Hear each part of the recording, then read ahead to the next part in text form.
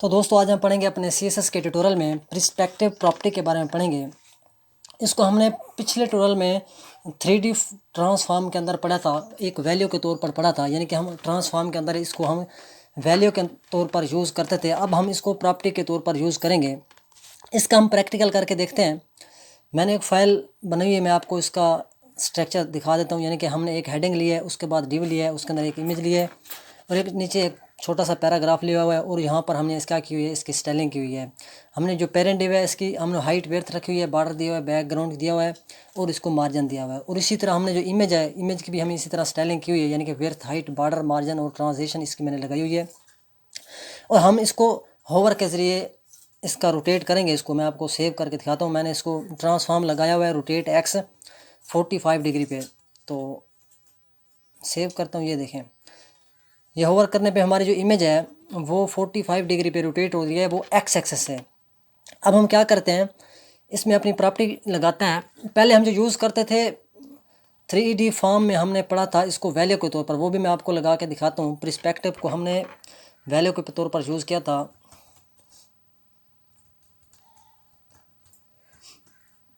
मैं यहाँ पे रख लेता हूँ 700 पिक्सल, सेव करते हैं।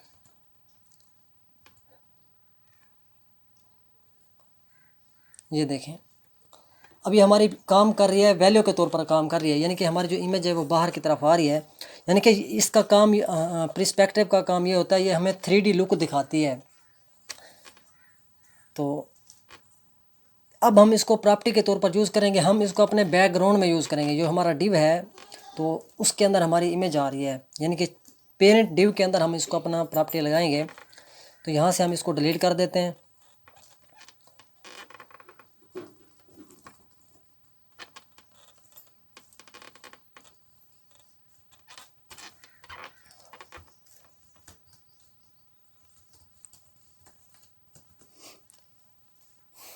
मैं यहाँ पर भी 700 पिक्सल रख देता हूँ, तो सेव करते हैं।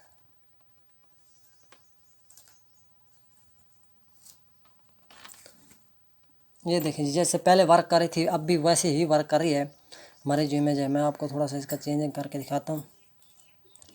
हम इसको, इसकी वैल्यू क्या होता है, जब हम इसकी वैल्यू बढ़ाएंगे तो हमारी इमेज क्या हो जाएगी, इमेज हमारी छोटी होती जाएगी। तो जब हम इमेज कम करेंगे तो हमारी इमेज बढ़ जाएगी। मैं इसको थोड़ा कम करके दिखाता हूँ। मैं आपको इमेज अपनी बढ़ा के दिखाता हूँ। इसका जो है ना पर्सपेक्टिव जो लुक है वो मैं आपको इसकी बढ़ा के दिखा। मैं इसको कर देता हूँ 200 पिक्सल, तो सेव करते हैं। ये देखें, अब जो इसकी लुक है वो ज़्यादा हो गई है।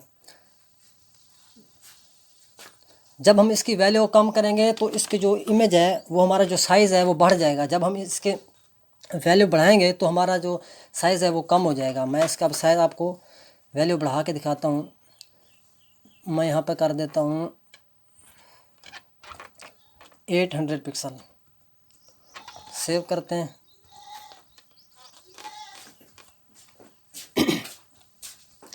ये देखें, अब जो इसका साइज़ है वो कम हो गया है। मिसाल के तौर पर जब हम एक टीवी की स्क्रीन है, जब हम उसको नज़दीक से देखते हैं वो हमें एक उसकी जो स्क्रीन है वो बड़ी नज़र आती है। जब हम उसको दूर से देखते हैं वो हमें स्क्रीन जो है वो छोटी नज़र आती है। तो कुछ इस तरीके से ये हमारी प्रॉपर्टी जो है वो काम करती है। इसके साथ एक और भी प्रॉपर्टी आती है, यानी कि पर्सपेक्टिव ओरिजिन, वो भी मैं आपको लगा के दिखाता हूँ।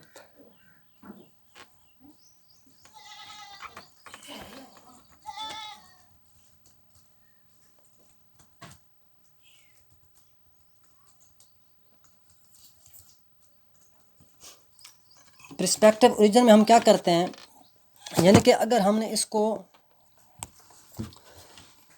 टॉप लेफ़्ट करेंगे, मैं अगर इसको कर देता हूँ लेफ़्ट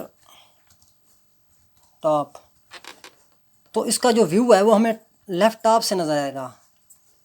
सेव करते हैं। ये देखें, जैसे हम लेफ़्ट टॉप से देख रहे हैं, इसको हम इसी तरह टॉप राइट भी कर सकते हैं। मैं आपको टॉप राइट करके दिखाता हूँ। यहाँ पे हम राइट कर लेंगे, सेव करते हैं।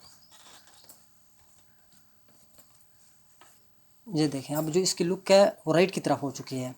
इसी तरह हम बॉटम राइट, बॉटम लेफ़्ट भी कर सकते हैं। इसकी जो बड़ी डिफ़ॉल्ट वैल्यू होती है वो सेंटर होती है। तो मैं आपको राइट में भी यानी कि बॉटम में भी लगा के दिखा देता हूँ। हम यहाँ पे टॉप क्या होता है यहाँ पे लिख लेता हूँ बॉटम। तो अब राइट बॉटम की तरफ जो है इसका व्यू हमें नज़र आएगा। ये देखें कुछ इस तरीके से। तो ये जो हमारा प्रॉपर्टी है ये इस तरीके से काम करती है। तो तब तक के लिए इतना ही। Thank you, take care, bye bye.